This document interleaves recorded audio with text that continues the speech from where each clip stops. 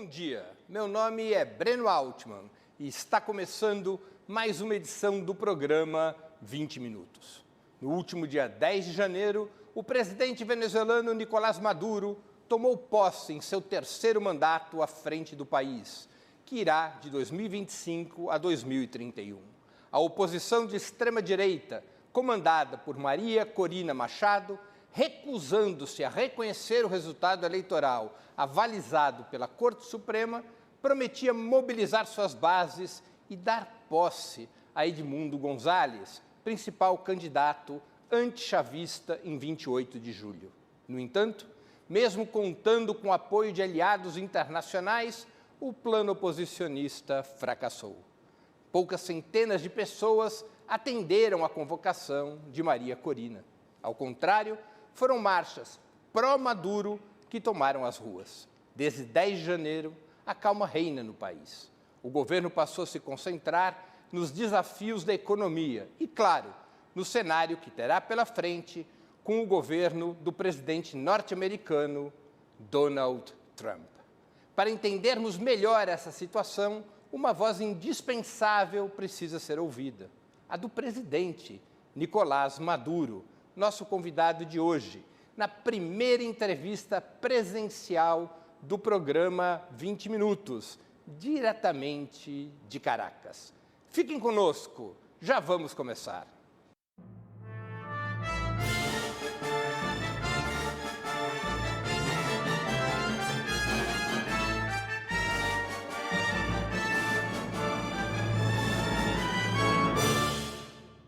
Buenos días, presidente. ¿Cómo estás? ¿Todo bien? Muchas gracias por aceptar nuestra invitación. Un honor poder hablar con usted. Bueno, buenísimo hablar con el pueblo de Brasil y los de América Latina. Muchas gracias, presidente. Bueno, por favor. Por favor. Bueno, muchas gracias. Presidente Nicolás Maduro, quiero empezar acá nuestra entrevista con una pregunta que está en la cabeza de mucha gente. Algunos gobiernos extranjeros, como los de Estados Unidos, no reconocieron su victoria el 28 de julio y hasta mismo anunciaron que reconocían como presidente electo a Edmundo González. ¿Crees que la investidura suya el 10 de enero y el debilitamiento de la extrema derecha pondrán fin a esa polémica? El debilitamiento y la derrota de la extrema derecha fascista de Venezuela, que ha intoxicado y contaminado durante más de 20 años a la derecha y a la centroderecha de toda América Latina y el Caribe, es la expresión de que todo lo que hicieron con ellos, en las redes, en los medios, toda la operación alrededor de esa candidatura, fue una operación montada por el gobierno de los Estados Unidos, gobierno ya saliente, quienes aprovecharon las negociaciones con la diplomacia de engaño, la diplomacia del engaño con la zanahoria, y no conversaron con pulcritud, con seriedad. Realmente todos los acuerdos que hicimos fueron totalmente violados y burlados por ellos. Nunca fueron cumplidos.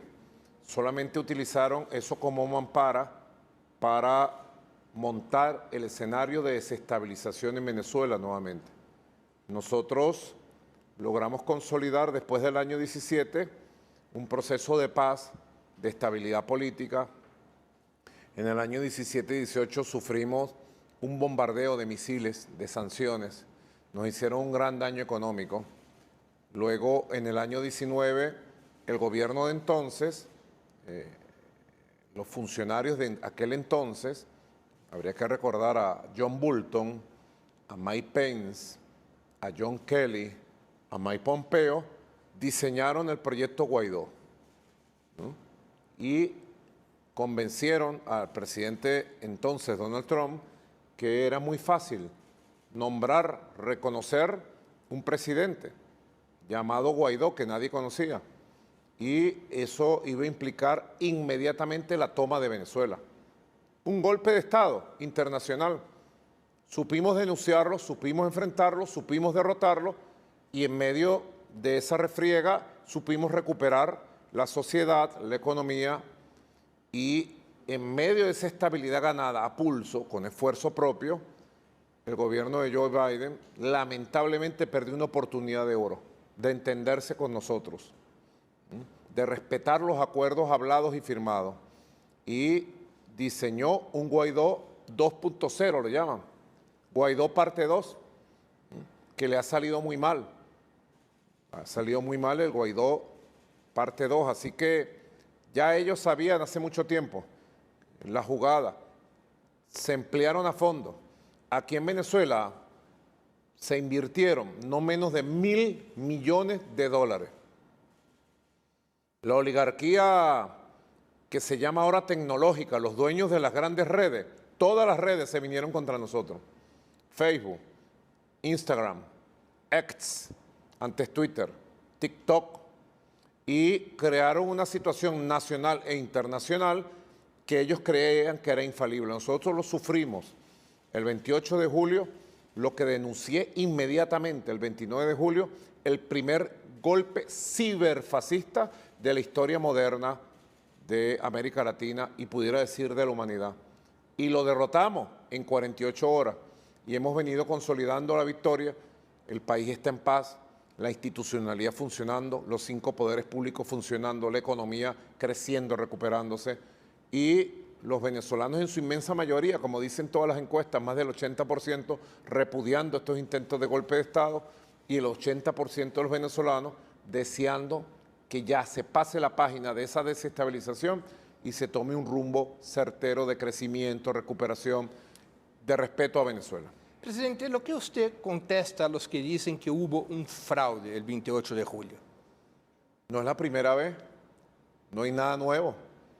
Nos han acusado desde principios de la Revolución Bolivariana a la revolución de algo imposible de hacer, porque en Venezuela se ha construido un sistema electoral absolutamente auditable. Dime en qué lugar del mundo hay un sistema electoral que se le hacen 15 auditorías. 15 auditorías, antes, durante el proceso y después del proceso, solo en Venezuela. Así que sencillamente nuestro pueblo sabe, la institucionalidad sabe, el Tribunal Supremo de Justicia ha hecho un tremendo peritaje sobre el proceso y se ha demostrado, como en las 31 elecciones anteriores que hemos hecho 31 elecciones en 25 años, récord mundial. Se ha demostrado, como en las 31 elecciones anteriores, que es un proceso donde prevaleció la soberanía popular. Lo que hubo el 9 y el 10 de enero, una nueva tentativa de golpe por parte de la oposición que fracasó. Mucho antes. Hay muchas cosas que todavía están en proceso, no se pueden decir. Me gustaría darte esas primicias, tienes que regresar para dártelas. Pero lo que fue el mes de noviembre y diciembre, aquí capturamos a más de 200 mercenarios de más de 25 nacionalidades que venían a colocar bombas, a hacer atentados, sicarios, etcétera, etcétera. Y logramos desarticular, además, grupos que pretendían crear un incendio del país. Sobre todo en el mes de diciembre, querían dañar a las Navidades al pueblo de Venezuela. Afortunadamente tuvimos las mejores, más largas Navidades de nuestra historia, porque yo además decreté las Navidades octubre, noviembre y diciembre. Yo soy cristiano, a pesar de que mis antepasados son judíos como los tuyos. Sí. Maduro es sefardí. Alman no. ¿Ah? ¿De qué parte? Son sefardí de los lugares de Portugal. Fueron expulsados en 1492 de Portugal y de España. Con Capriles también, sí, toda esa gente. Claro. Y fueron expulsados. Yo soy Ashkenazi, de Polonia. Ah, bueno. Como Netanyahu. Bueno, más o menos. Nadie es perfecto, ¿no? Entonces, nosotros en el transcurso de diciembre desarticulamos todas las tentativas violentas. Luego, en el mes de enero, se montó otra vez una operación psicológica, donde incorporaron a unos expresidentes y expresidentas, que yo llamé el cartel de Sodoma y Gomorra. porque ahí había de todo, pederastas, corruptos, terroristas, bandidos, ladrones. Todos esos expresidentes, todos del cartel de Sodoma y Gomorra, todos han estado comprometidos en graves delitos dentro de sus países. El que menos, Andrés Pastrana, pederasta de la banda de Epstein, que ha capturado, que murió en las cárceles de Estados Unidos. Y pretendieron con ellos y algunos gobiernos, como el cobarde gobierno de Panamá, que va a entregar el canal de Panamá, porque son unos cobardes los gobernantes de Panamá, desde allá lanzaron: Venezuela se va a conmover, Venezuela se va a incendiar. Crearon todas unas condiciones de guerra psicológica para afectar al pueblo de Venezuela. Pero el pueblo de Venezuela no le entra ni coquito, decimos aquí. No sé si eso tiene traducción al portugués. No le entra ni coquito.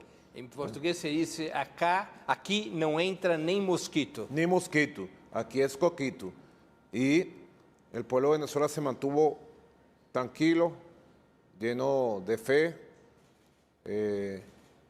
La cabeza visible del fascismo extremista, la criminal que en Venezuela llaman la Sayona, por una leyenda terrible, una leyenda del llano venezolano, la Sayona, creyéndose y sobreestimándose en su liderazgo y además pidiendo plata al norte, convocó a grandes marchas, sumados en todo el país, ya se sabe, no superaron 6.000 personas. En la concentración principal en Caracas quizás tuvieron unas 800 personas. Yo di la orden de protegerlos, los protegió la Guardia Nacional, los protegió la Policía Nacional. Es público y notorio la protección que se les dio y hicieron su actividad. A nivel internacional la tomaron como un fracaso, a nivel nacional también.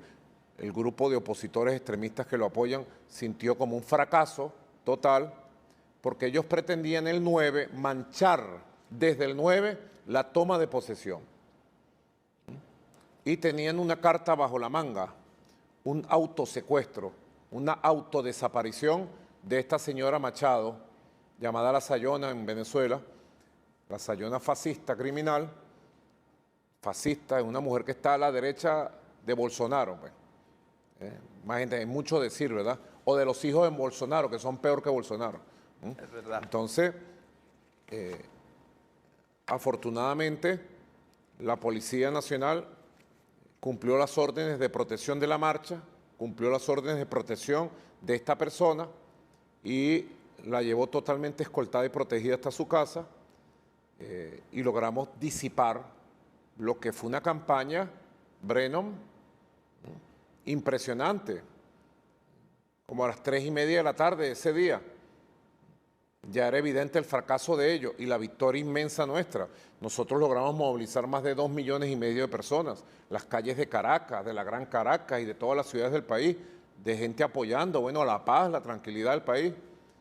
Bueno, de repente comienzan a salir en los portales La Voz de América, Reuters, AP, AFP, capturada y desaparecida la señora Machado. Noticias. Y a los 5 minutos, Breno, salieron no menos de 50 mensajes. El presidente de Panamá, el canciller de Panamá, el presidente de Costa Rica, el canciller de por allá, el canciller de más acá, el otro, comunicado. Impresionante. Todos escritos por la misma pluma, todos decían lo mismo. Desaparecida, debe aparecer el régimen de Maduro. Y a los 10 minutos salió la verdad. El video donde ella decía que estaba bien, que iba para su casa, que no tenía ningún problema. ¿Y tú crees que los que nos acusaron sacaron comunicado, sacaron Twitter, luego se desmintieron, pidieron disculpas? No, tenían montado una olla, tenían montado un golpe de opinión para manchar el 10 de enero. ¿Tú te imaginas que el autosecuestro ese se hubiera mantenido, se hubiera dado, perdón, y se hubiera mantenido? ¿Qué hubieran dicho allá en el norte, en Europa, por aquí, por allá? Bueno, el criminal paramilitar Álvaro Uribe Vélez, presidente de Colombia, sacó un Twitter llamando a invadir Venezuela con los cascos azules. ¿Ah?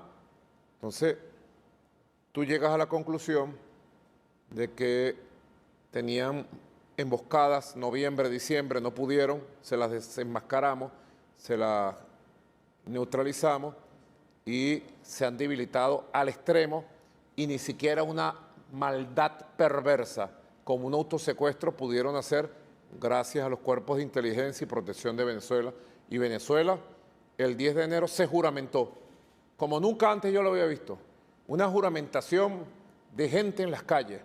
La banda presidencial que se usa con el tricolor nacional y las 8 estrellas, bueno, no sé, la gente en sus casas hizo bandas, cosió bandas. De una de esas bandas presidenciales, un grupo de mujeres de los barrios de Caracas, de los barrios populares, me regaló la banda que yo estoy usando ahora. Así que fue un acto maravilloso. Yo digo, fue un día bendecido. Yo que soy un hombre cristiano, un hombre que me encomiendo a nuestro Señor Jesucristo siempre, que creo profundamente en las fuerzas de Dios, digo que fue un día bendito, fue un día de Dios, que arranca un periodo presidencial que va a ser de bendiciones y prosperidad para Venezuela. Presidente, el gobierno de Lula, el gobierno del presidente Lula en ¿Tú Brasil... me aceptas un café? Sí, cómo no. Y agüita, por favor. El gobierno del presidente Lula de Brasil, mi país, tampoco reconoció su victoria el 28 de julio, pero envió una representación diplomática a su toma de posesión. ¿Cree que la crisis con Brasil se podrá superar en el corto plazo?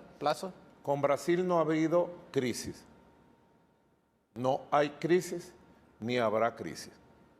Sencillamente hay diferencias entre las cancillerías, diferencias con asesores allá, aquí, y bueno, la obligación del presidente Lula y del presidente Nicolás Maduro es entendernos por nuestros países y pasar la página, ver el nuevo escenario que tiene la geopolítica mundial, la situación de nuestra América y priorizar las relaciones entre Brasil y Venezuela, relaciones pacíficas de cooperación, de hermandad, de avance económica.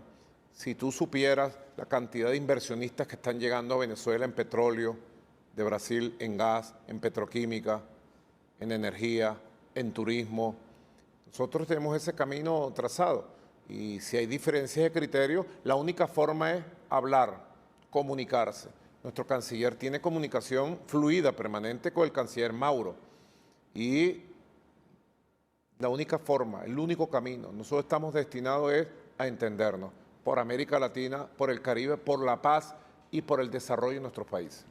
Presidente, a pesar de que la izquierda gobierna 5 de las 6 economías más grandes de América Latina, Brasil, México, Venezuela, Colombia y Chile, algo que nunca antes había sucedido. A pesar de eso, la integración de la región parece estar estancada. ¿Qué se puede hacer al respecto? ¿O Venezuela se está volviendo principalmente hacia el este, estableciendo asociaciones prioritarias con China, Rusia, Irán y Turquía? ¿Qué se puede hacer para superar ese estancamiento de la integración regional, a pesar de que 5 de las 6 principales economías son comandadas por la izquierda? Es uno de los temas que yo toqué en el discurso de juramentación el 10 de enero. Tenemos que salvar la comunidad de estados latinoamericanos y caribeños. Hay una operación de la derecha extremista, de los Milei, de los Noboa, de los Bukele, que son, digamos, los caballos de Troya dentro de América Latina para implosionarnos, para dividirnos, para autodestruirnos. Hay toda una operación para hacer con la CELAC lo que hicieron con UNASUR, desmembrarla, neutralizarla, destruirla. Los que creemos en la unión de América Latina y el Caribe tenemos que obrar en función de esa tarea, con nuevas iniciativas de cooperación económica, de inversiones mutuas, compartidas, de comercio activo, de interacción monetaria, de integración cultural, educativa, de integración científica. Hay un gran tema que es el tema de la inteligencia artificial, que es el tema punta hoy por hoy en el mundo. Quien desarrolle facultades para la inteligencia artificial podrá ver el futuro de la humanidad. Quien se quede rezagado tendrá que pagar las consecuencias graves en su sociedad. Así que está el tema del desarrollo científico, de la inteligencia artificial, de la interconexión entre nuestros pueblos, aérea, marítima, terrestre. Hay que retomar los temas y los que creemos en la unión tenemos que obrar en función de ella, actuar. Y los que vienen como caballos de Troya a implosionar la unión, a servir como esclavos, como capataces de esclavos. Tú sabes que estaban los capataces, ¿verdad? El señor esclavista tomaba a uno de los esclavos más serviles y lo convertía en capataz. Y el capataz era más criminal y más asesino que el señor esclavista. Ellos tienen como capataz de su dominación imperial al Bukele, al Noboa, al Milei. Los tienen ahí acondicionados, apoyados con el poder de las redes sociales, encubriéndole todos sus crímenes que están haciendo contra su pueblo, todos los daños que están haciendo. Ahora es el momento de que la izquierda, los sectores revolucionarios, el progresismo, en su diversidad, rememos juntos hacia un mismo objetivo de unión productiva, de unión de integración para el futuro del continente. Eso se puede.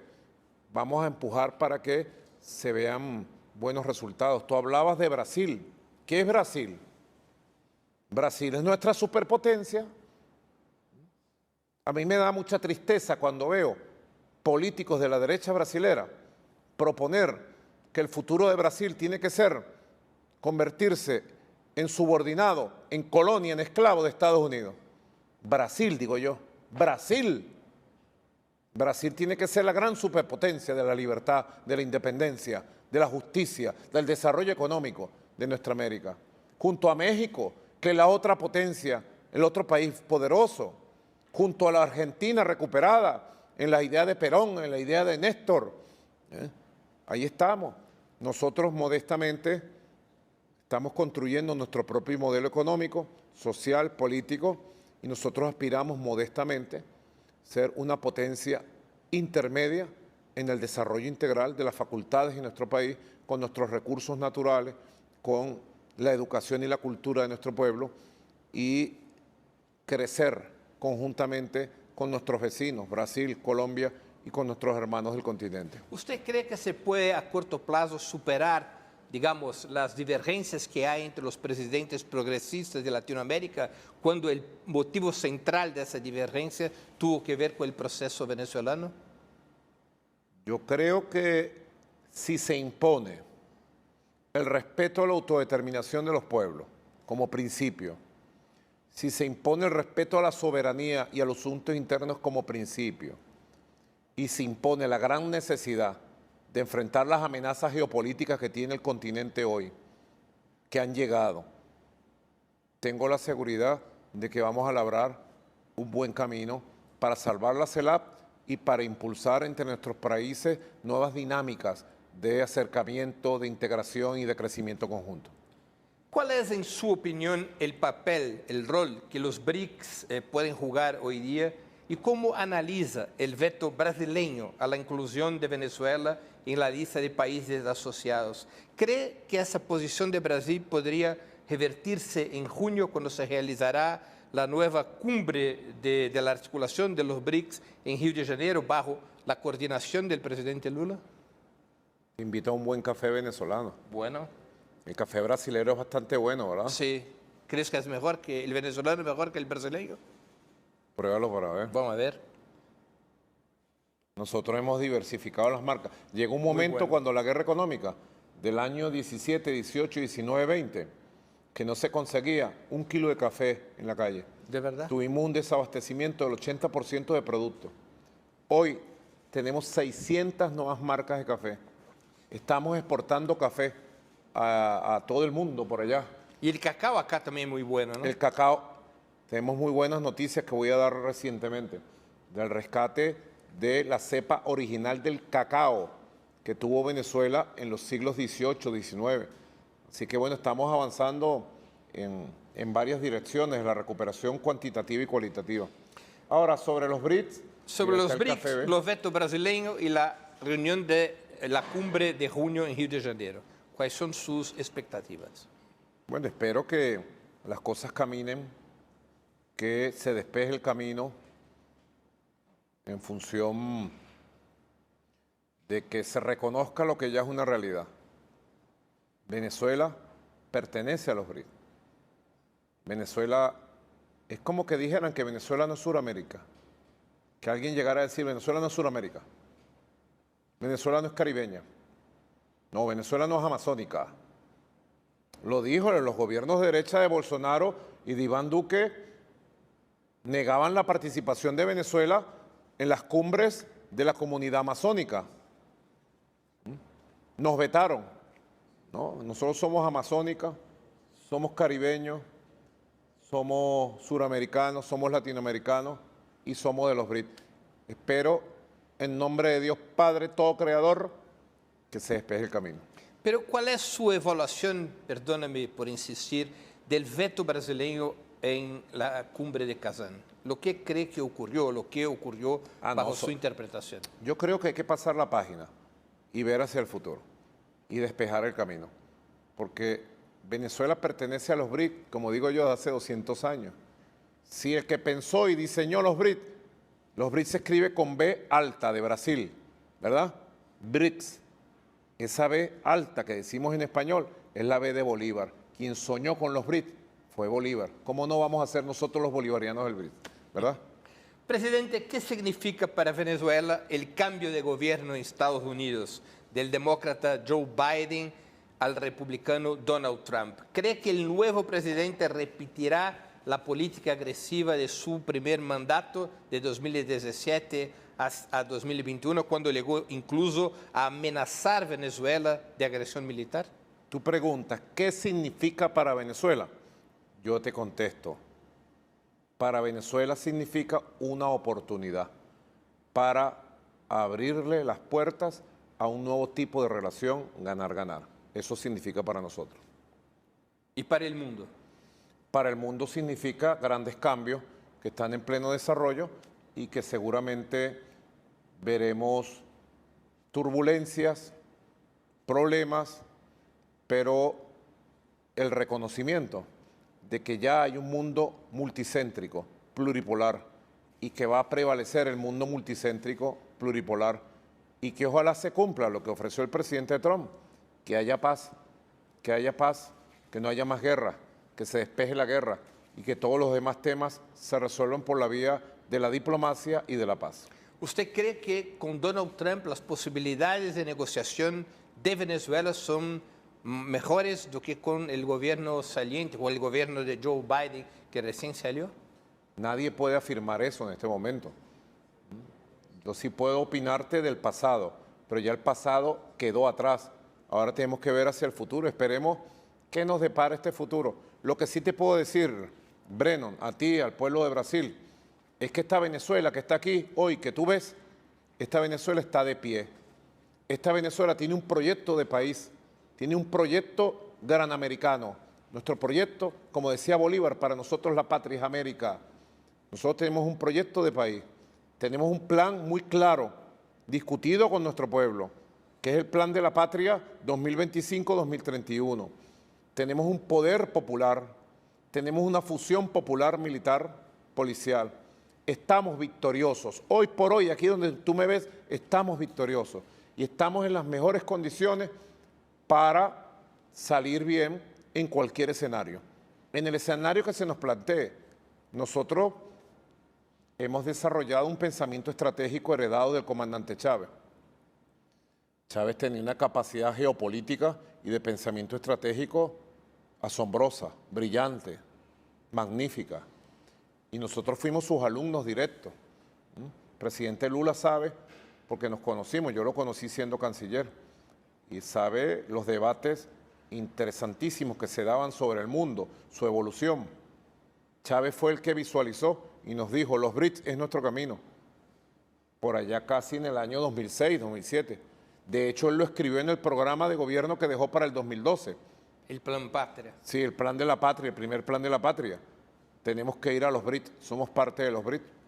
Así que nosotros nos hemos ido preparando modestamente, con humildad, con mucho realismo, sentido común, mucho patriotismo, mucho compromiso revolucionario, porque nosotros somos revolucionarios.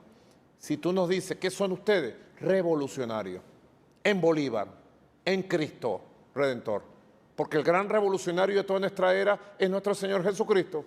El gran revolucionario de nuestra América es nuestro libertador Simón Bolívar. Y el gran revolucionario del siglo XXI, Hugo Chávez. Así nosotros estamos preparados para todos los escenarios y que Venezuela prevalezca la paz, la estabilidad, la soberanía y salir airosos hacia adelante. ¿Y crees que Donald Trump va a respetar la soberanía de Venezuela? Es que tú no puedes esperar que otros te respeten, tú te tienes que hacer respetar. Yo le digo al pueblo siempre un pensamiento del gran José Gervasio Artigas. José Gervasio Artigas, uno de los grandes libertadores de Sudamérica, hombre firme, valiente, capaz. Y nosotros siempre repetimos con Artigas, no esperemos nada sino de nosotros mismos. No esperemos nada, que aquel, que acá, que no. Planifica con tu fuerza, con tu capacidad, qué puedes lograr. Y en base a eso camina. Si tú te pones a esperar, no, es que no sé quién nos va a ayudar. Y no. Ayúdate a ti mismo y después verás. Ayúdate y camina con tu propio esfuerzo, lo decía Ho Chi Minh. El gran Ho Chi Minh decía, caminar con pies propios, pensar con cabeza propia y construir con sus propias manos. El día que nuestra América no espere nada de afuera y lo construya todo desde adentro con su propio esfuerzo, ese día llegará y florecerá la independencia con prosperidad y nos respetarán. Así que cada uno de nosotros tiene que hacerse respetar con firmeza, con patriotismo y con razones. Presidente, yo tengo algunas preguntas sobre la situación interna de Venezuela. La primera de ellas, después de una caída vertiginosa del Producto Interno Bruto de ustedes de 2014 a 2021, acompañada de hiperinflación, Venezuela ha vuelto a crecer en los últimos 3 años y el aumento de precios se ha detenido. ¿Qué cambios permitieron ese resultado? Primero tienes que decir la verdad, Brennan. Primero tienes que decir que las sanciones criminales contra la industria petrolera y la economía de Venezuela nos hicieron perder el 99% de los ingresos. Nosotros pasamos de 56... De los ingresos en divisas. De los ingresos en divisas. Nosotros pasamos de 56.000 millones de dólares de ingresos un año a 700 millones el otro año. 99%. Y eso tuvo un impacto catastrófico. Sobre todo, Venezuela importaba el 85% de todos los productos que consumía en su mercado. No producíamos nada, todo lo importábamos. Una chequera petrolera, que hace falta papas, compre la papa. Que hace falta frijoles, compre frijoles. Que hace falta arroz, compre arroz. Que hace falta carros, compre los carros en el exterior. Es lo que llaman la enfermedad holandesa.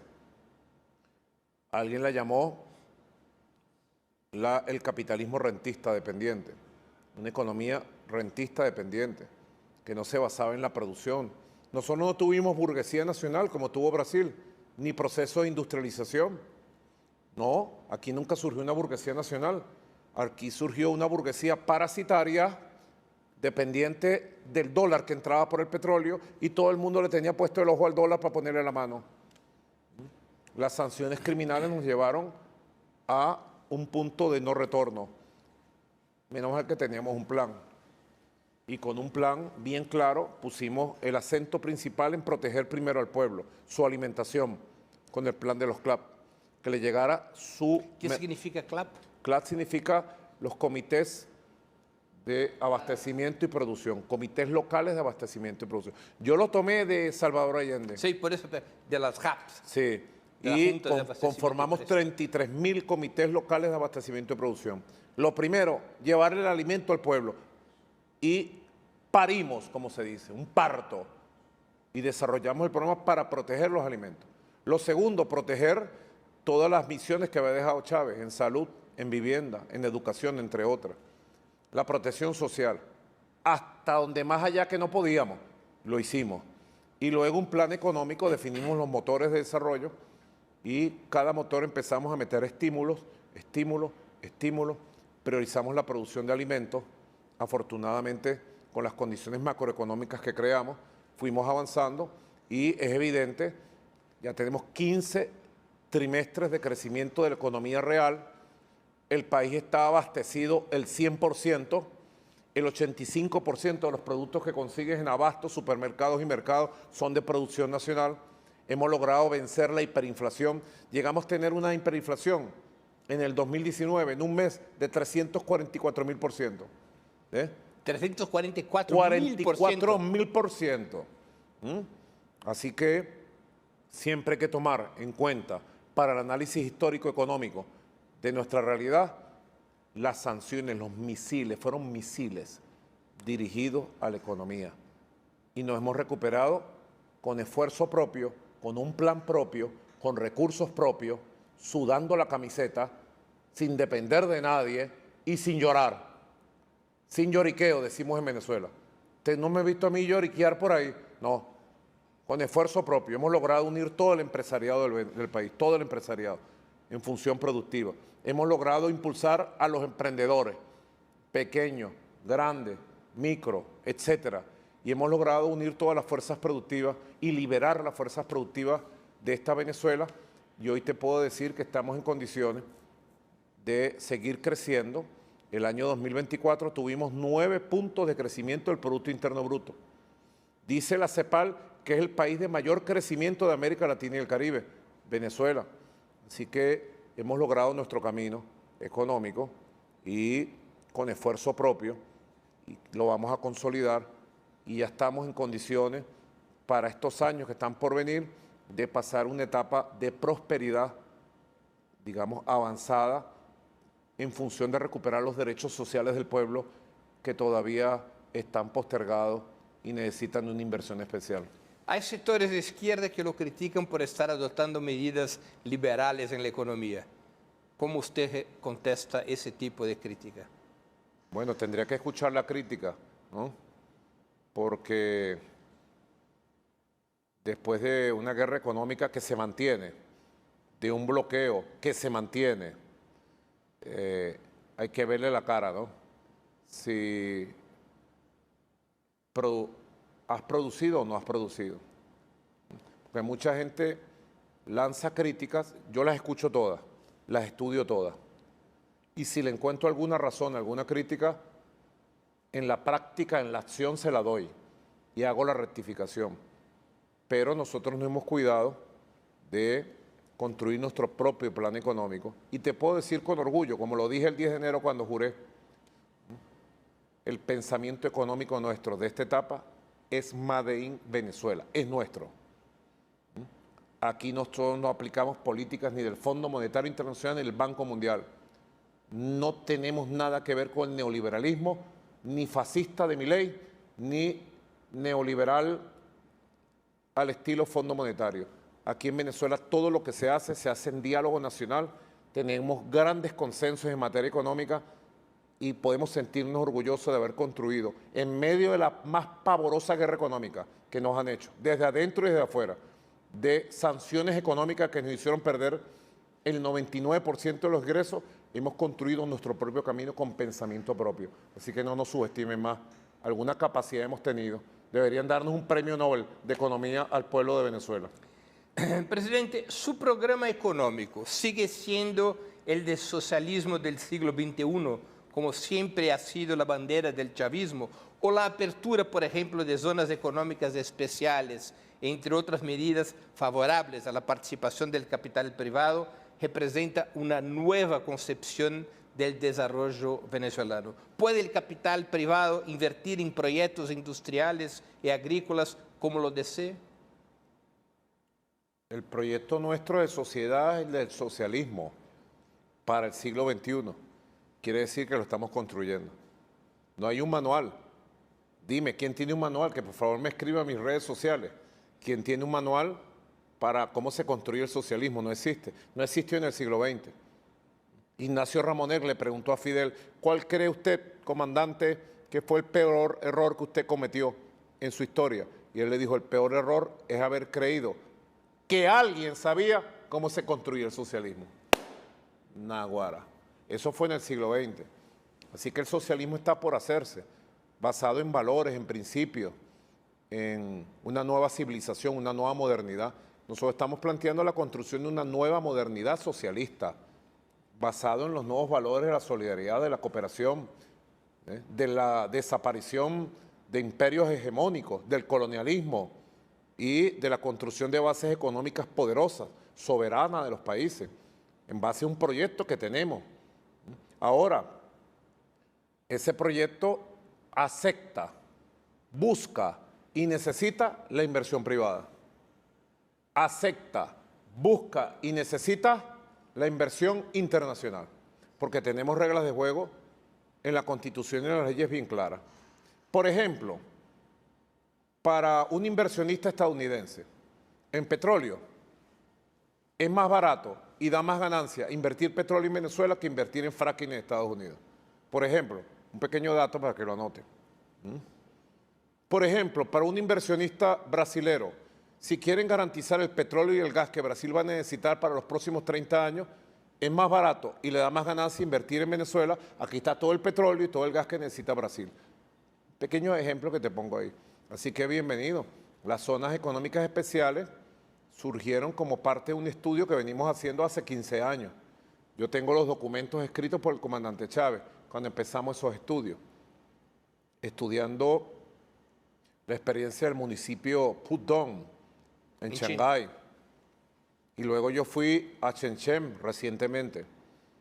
Y es muy interesante. Y entonces hemos constituido 5 zonas económicas especiales que han arrancado a buen paso, aunque van muy lentas todavía, han arrancado a buen paso y son una oportunidad tremenda, sobre todo para el desarrollo de la economía de exportación y de la economía que capte divisas. Porque nosotros tenemos que liberarnos, y así me he propuesto, liberar al país del petróleo. Que el petróleo se desarrolle, pero que no dependamos del ingreso petrolero, como fue en 120 años, sino que tengamos las fuentes para las divisas y el dinero que necesitamos para el funcionamiento estable de toda la economía, el sistema cambiario, etcétera, y de las inversiones que hacen falta. Tenemos un modelo bien claro y Venezuela necesita, busca y sigue captando importantes inversiones. Yo lo anuncié en el discurso del 10 de enero. Nosotros tenemos ya firmado contratos por 52.000 millones de dólares de inversión en los 13 motores del desarrollo venezolano, en todos los aspectos, del petróleo, el gas, la petroquímica, la siderúrgica, el acero, el hierro, el aluminio, el oro, el turismo, la industria farmacéutica, la producción de alimentos, 52.000 millones de dólares.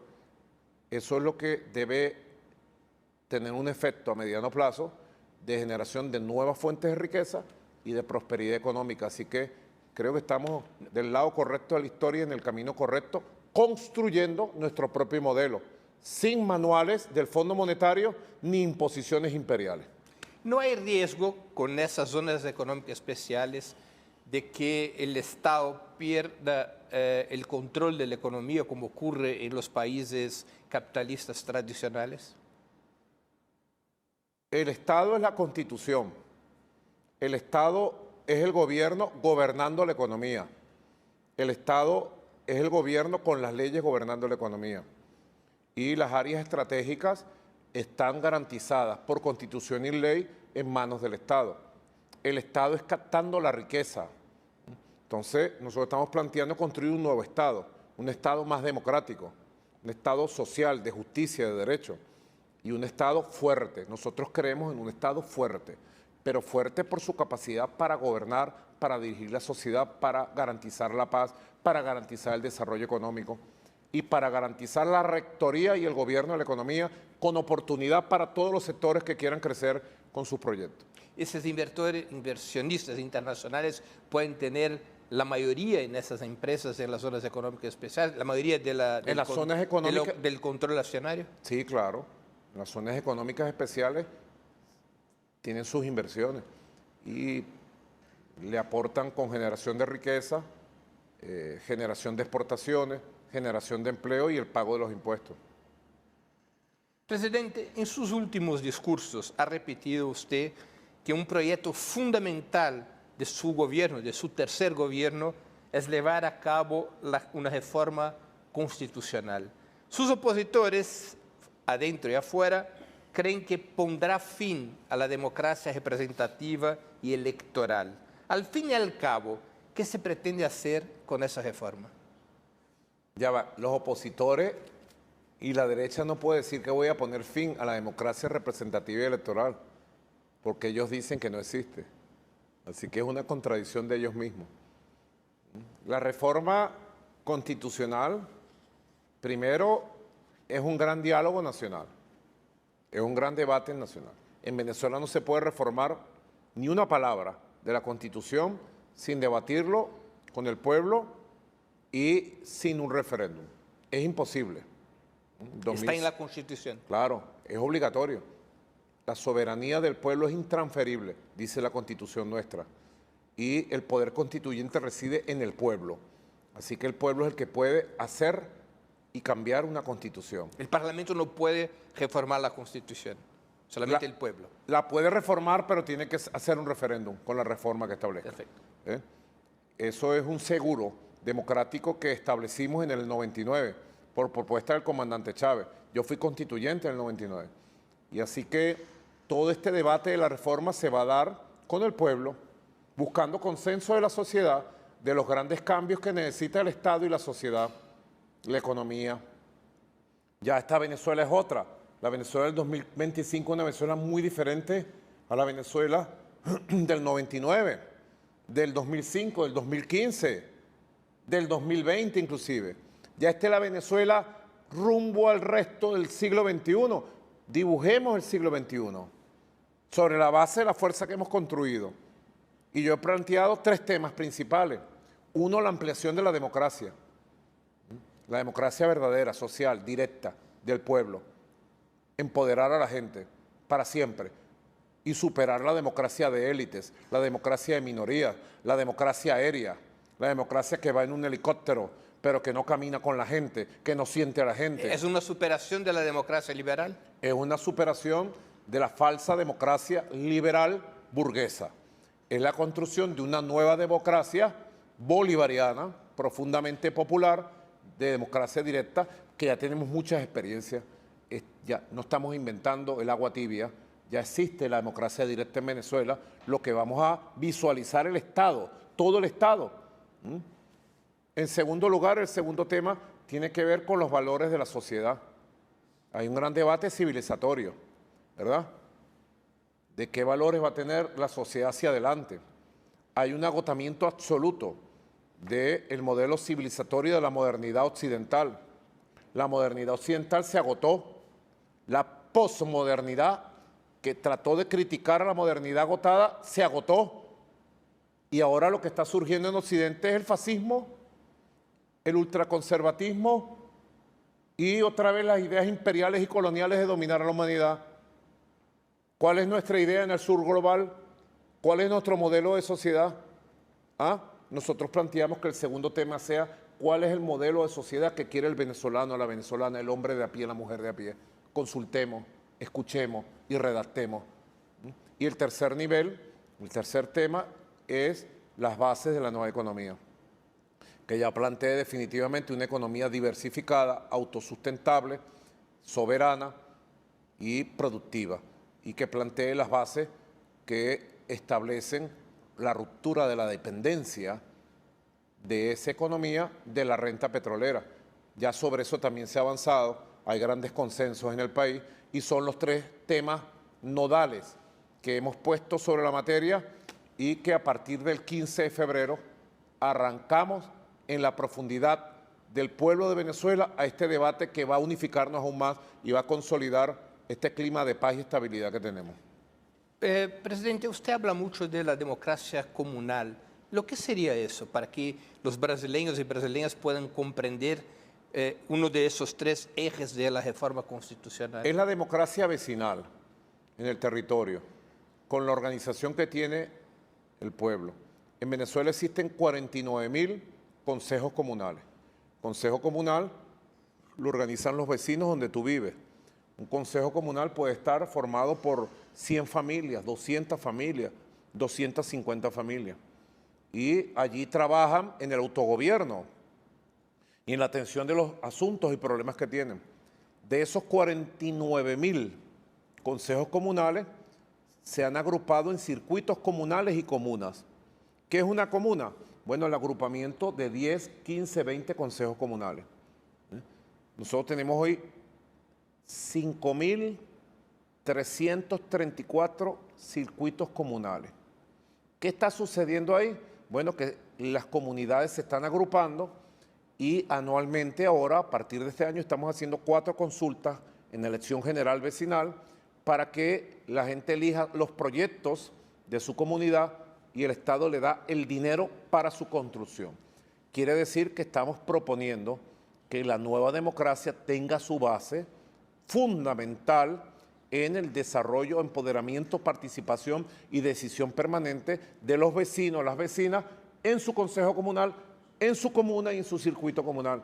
Estamos ampliando, ensanchando la base de la democracia real, que es la democracia ciudadana. Porque ¿qué es la democracia?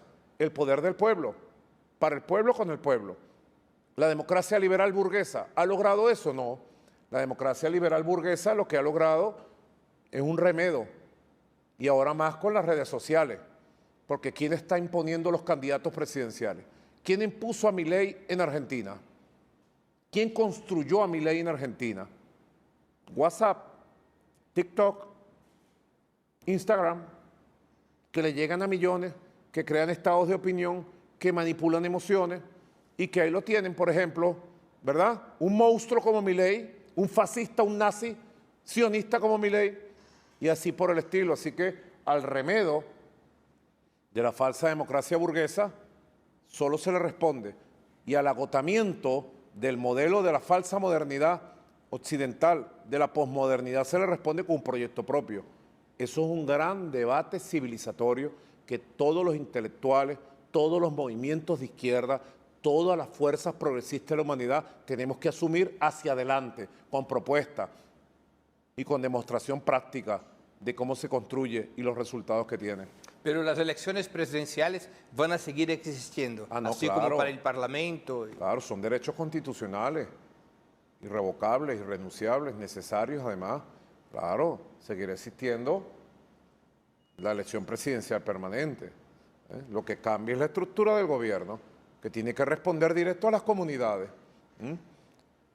Seguirán existiendo las gobernaciones, las alcaldías, los consejos municipales, los consejos legislativos que hoy existen en Venezuela. Lo que pasa es que en el mundo no lo dicen, que en Venezuela hay una estructura de un Estado democrático.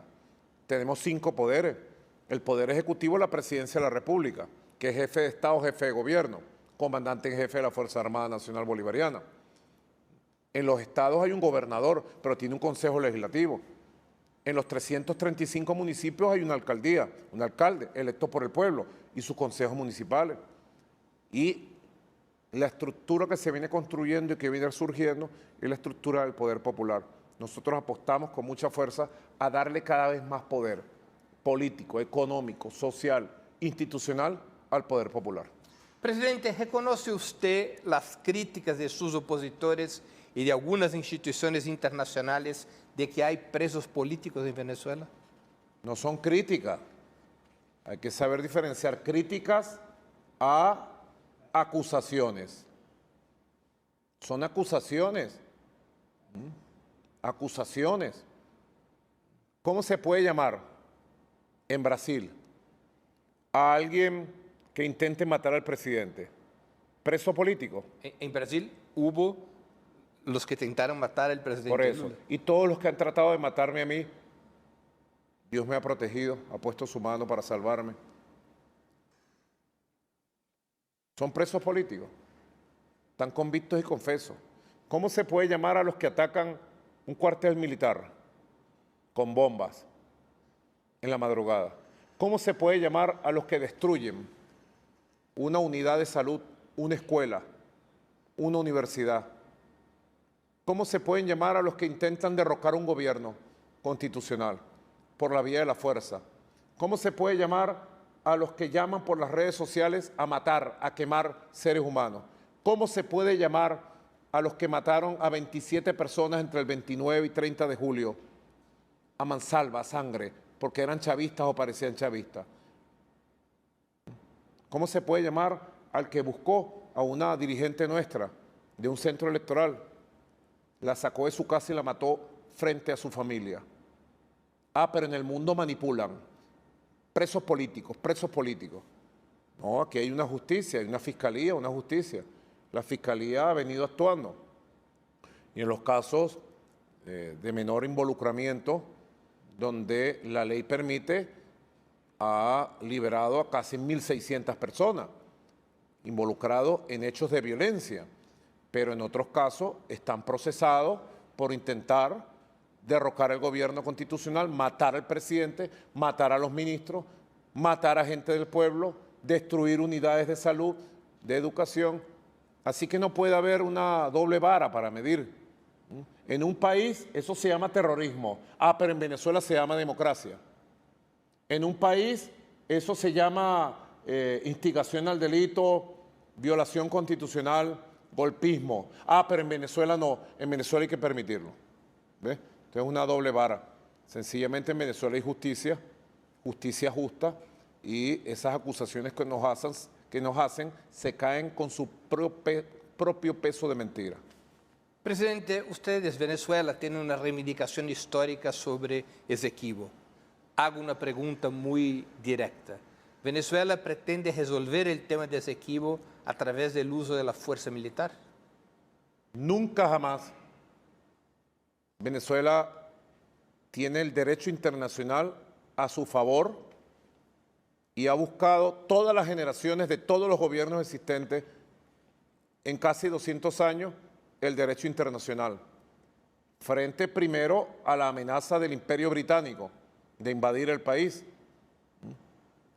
cuando constituyeron la colonia de la Guyana Británica, y luego frente a la traición y la puñalada que nos metió el Imperio estadounidense y a sus amenazas ahora con la ExxonMobil. Venezuela tiene el Acuerdo de Ginebra, firmado en 1966 y depositado en la ONU, que reconoce nuestro derecho al reclamo histórico. Tenemos los documentos históricos, porque la Guayana Esequiba no nos la regaló nadie. La Guayana Esequiba formaba parte de nuestro mapa que nos dejó Bolívar. Es una herencia de Bolívar. Formó parte desde la definición de los límites de la entonces Capitanía General de Venezuela en 1777 por parte del entonces Imperio Español. Y luego, con la liberación de lo que fue Venezuela, la Gran Colombia, recuerda que Bolívar conformó la Gran Colombia, lo que hoy es Venezuela, Colombia, Panamá y Ecuador. Y luego Bolívar fue el libertador del Perú y el fundador de Bolivia. Cuando se hizo el mapa de la Gran Colombia y luego el mapa de Venezuela, cuando se separó la Gran Colombia, están los documentos, el reconocimiento internacional. La Guayana Esequiba fue, es y será de Venezuela. Y la vamos a recuperar, la vamos a recuperar por la vía de la verdad, del derecho internacional, porque nosotros tenemos la razón histórica y esa tierra la heredamos de los libertadores a sangre, sudor y lágrimas. Presidente, ¿es verdad que usted pretende liberar Puerto Rico de la colonización de Estados Unidos con las tropas brasileñas? Eso me han dicho, que tiene esa intención. Bueno, tú eres el comandante. Mira, vale, yo estaba en ese momento recordando a Bolívar. Bolívar hizo un proyecto de liberación de Cuba y de Puerto Rico. Para Cuba designó al general José Antonio Páez, libertador en Carabobo. Y para Puerto Rico designó a Antonio José de Sucre, gran mariscal de Ayacucho, el libertador del Templo del Sol, de los Hijos del Sol del Perú, el gran libertador de Sudamérica, Antonio José de Sucre. Y Él hizo los cálculos, cuántos barcos, cuántos combatientes, cuántos cañones. Eso quedó Para escrito. liberar Puerto Rico y Cuba. Para liberar Puerto Rico y Cuba. Y yo haciendo esa reflexión en el Congreso Mundial Antifascista, tú pasaste caminando y cuando te vi, me provocó saludarte y bueno, nombrarte comandante de las tropas brasileras para liberar Puerto Rico. Ahora se armó, Claro. bueno, ¿cómo es que llaman eso? Un berenjenal, decimos en Venezuela, sobre esa afirmación. Pero Puerto Rico no necesita que la vaya a liberar nadie. Puerto Rico la liberará el hermoso, alegre y noble pueblo de Puerto Rico, heredero de las glorias de Albizu Campos, y que le gusta la salsa, la bachata y el bembé como nos gusta a nosotros. Será Puerto Rico que algún día encontrará su camino. Fíjate que en la CELAP, Venezuela propuso hace muchos años, la Comunidad de Estados Latinoamericanos y Caribeños, tenemos 33 países, 33 asientos, nos sentamos ahí, y hay un asiento, el 34, y se aprobó reservar el asiento 34 para cuando Puerto Rico sea libre, independiente, feliz y orgulloso de su pasado y su cultura. Presidente, ¿cómo interpreta la escalada militar de Estados Unidos y sus aliados en regiones como Ucrania y Medio Oriente, especialmente en Palestina? ¿Está el mundo cerca de una guerra mundial? ¿Qué podría cambiar? Pregunto otra vez más sobre Donald Trump. ¿Lo que podría cambiar con la administración de Donald Trump de ese escenario tan peligroso que vive el mundo? El Papa Francisco dijo que ya estábamos en una tercera guerra mundial. Nosotros lo creemos. El ensayo criminal contra el pueblo palestino en Gaza te dice, ahí se ha ensayado la guerra psicológica, la guerra en las redes, la guerra militar, el exterminio étnico del pueblo palestino, pero el pueblo palestino ha resistido y está victorioso el pueblo palestino. Le destruyeron los edificios, les destruyeron las mezquitas, pero no pudieron destruirle su orgullo de ser palestino y su derecho a pertenecer a esa tierra. Así que nosotros esperamos que este acuerdo de alto el fuego en Gaza sea el preludio de un acuerdo de paz que le reconozca el derecho al pueblo palestino a tener su propio Estado, su independencia y su capital en Jerusalén Este. Y aspiramos a que muy pronto se llegue a un acuerdo de paz en Ucrania y se pueda disipar esta guerra militar. Y seguramente de la guerra militar pasaremos a otra, a la guerra cognitiva, a la guerra comunicacional, a la guerra económica, porque sin lugar a duda las élites de Estados Unidos y de Europa están pretendiendo contener los cambios del mundo, hegemonizar los cambios del mundo, y ya no, eso no es posible. Hay otro mundo y ningún pueblo va a permitir que lo desaparezcan del mapa o que le nieguen su derecho al futuro. Así que nosotros tenemos una diplomacia que es la diplomacia de paz y en todas las circunstancias abogamos por la paz. Aquí en Venezuela usted ha promovido una serie de actividades para construir un frente antifascista global. Los liberales y socialdemócratas también hablan de esto, pero consideran que su gobierno, el gobierno de Nicolás Maduro, forma parte de las dictaduras del mundo. ¿Quiénes serían, después de todo, los enemigos y aliados en la lucha antifascista que usted apregó? El que crea que en Venezuela hay dictadura, yo lo invito a que venga. La va a pasar muy bien en Venezuela. Y que camine cualquier barrio, cualquier comunidad y hable con la gente. Venezuela tiene un país empoderado y con una libertad sin límite para el debate de ideas, para la construcción y con estabilidad de paz. Ahora, saliendo de esas campañas intimidantes, deformantes, que se hacen para justificar escenarios extremistas de violencia, golpe de Estado, invasiones, que no se han dado ni se van a dar, yo sí le hago un llamado a todos los que en el mundo están preocupados por el resurgimiento de las corrientes nazis y fascistas. Ese tema lo tomamos desde Venezuela con mucha fuerza y creo que tenemos la razón. Y abogamos porque se cree un gran frente mundial antifascista, de los valientes del mundo, No pretendemos que ese frente tenga como el primer punto reconocer a la Revolución Bolivariana. Por favor, el primer punto de ese frente, por encima de todo, es salvar a la humanidad de una tragedia nazi, de una tragedia fascista. Este fascismo que ha surgido ahora es muy diferente al de hace 80 años, 100 años, pero tiene los mismos saludos, saludan de la misma manera, tienen los mismos pensamientos, segregacionistas, racistas. Hoy no persiguen a los judíos, persiguen a los migrantes allá en Europa. ¿Y por qué hay migrantes en Europa? Porque toda África se va hacia Europa. ¿Ah? Por la explotación y el saqueo de África, el esclavismo histórico de África que le impusieron desde Europa. Si tuvieran un poquito de humanidad, como dice el Papa Francisco, sacaran parte de las inmensas ganancias de los multimillonarios y los invirtieran en el desarrollo económico en África. Los únicos que están invirtiendo en África para el desarrollo de ese continente y que ese continente sea el continente de la esperanza son China y Rusia, nada más. Pongo el ejemplo de África y Europa, pero pudiéramos poner el ejemplo de América Latina. Así que creo que ha sido una idea feliz el Congreso Mundial Antifascista y hemos asumido la consigna de Ho Chi Minh, que es unir a todo el que pueda ser unido contra el fascismo. Vamos a unirnos, más allá de parcelas, de partidos, de diferencias circunstanciales.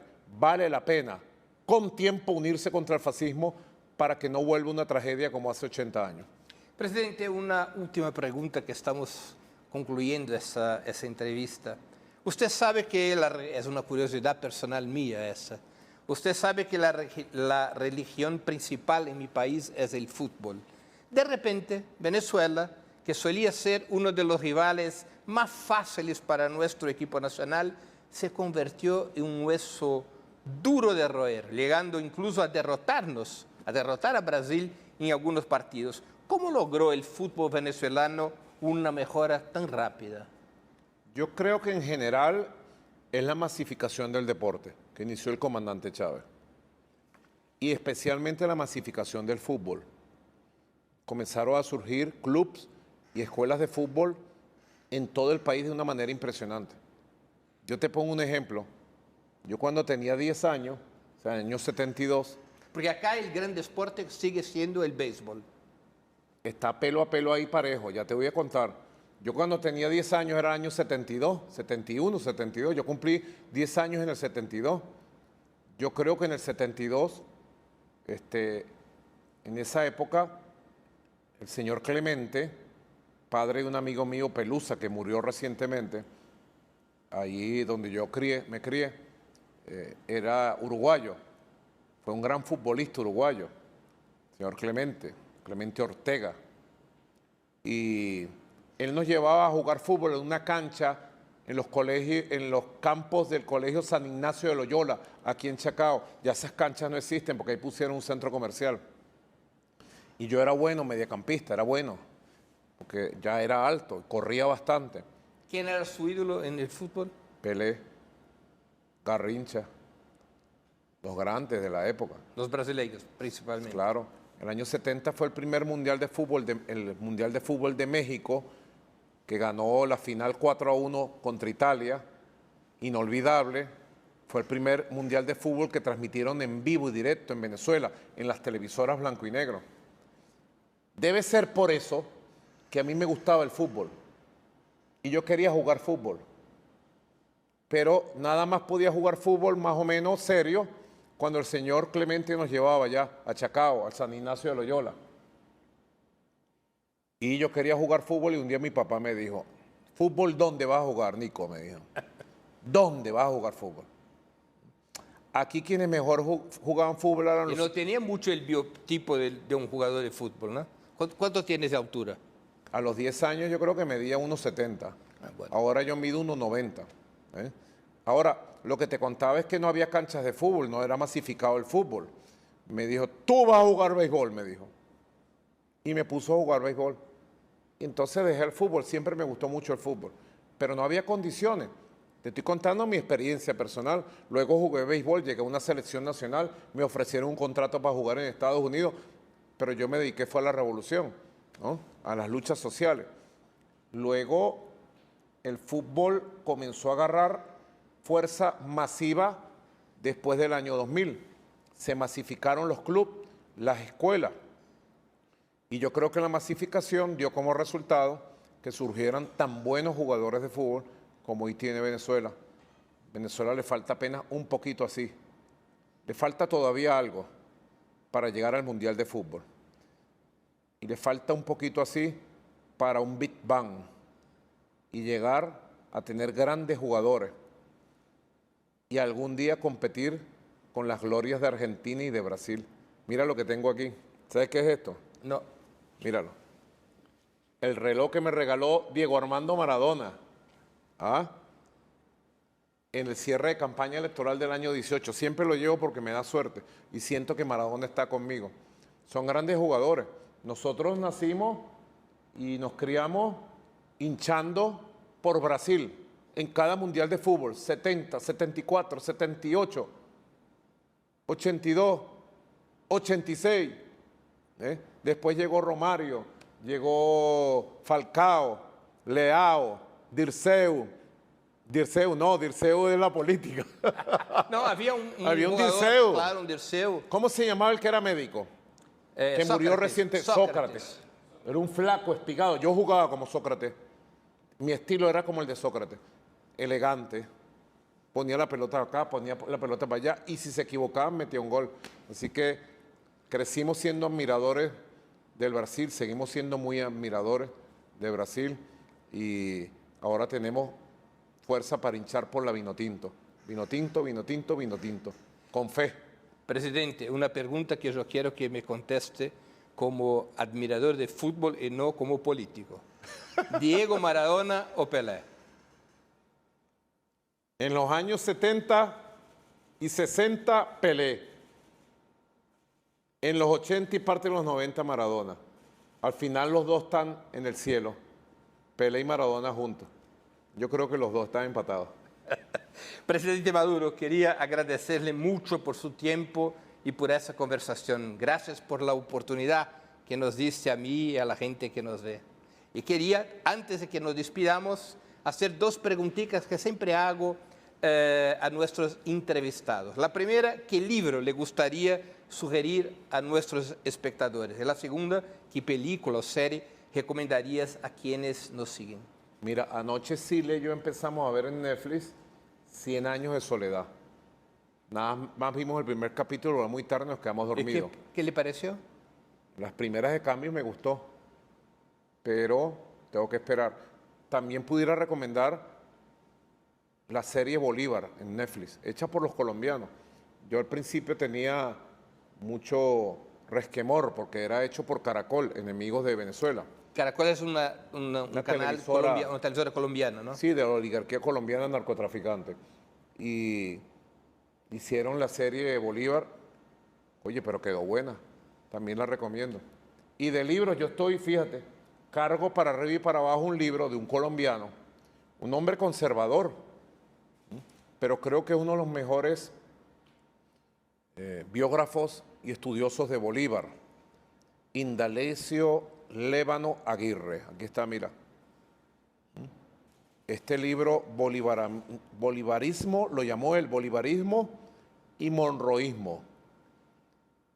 Es uno de los primeros libros que se escribió en el siglo pasado, siglo XX, sobre la comparación de la doctrina de Bolívar y de Monroe.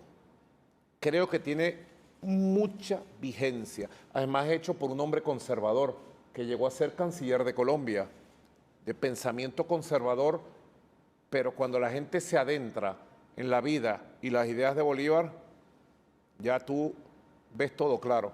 Así que creo que es uno de los libros que le puede dar luz a América Latina y el Caribe y hoy por hoy al mundo sobre los conflictos que se están desarrollando en la geopolítica mundial.